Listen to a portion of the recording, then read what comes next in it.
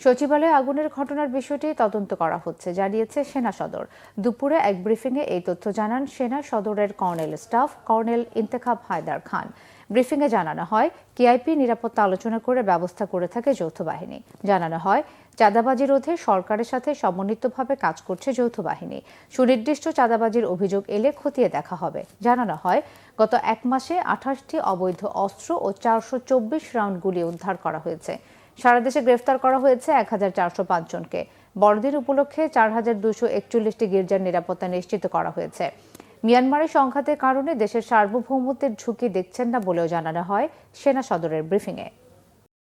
বিগত এক মাসে যৌথ অভিযানে 200 জন মাদক ব্যবসায়ী অথবা মাদকের সাথে সংশ্লিষ্ট ব্যক্তিকে গ্রেফতার করা হয়েছে এবং উল্লেখযোগ্য পরিমাণ অবৈধ মাদকদ্রব্য যেমন ইয়াবা, ফেন্সিডিল, অবৈধ মদ ইত্যাদি উদ্ধার করা হয়েছে।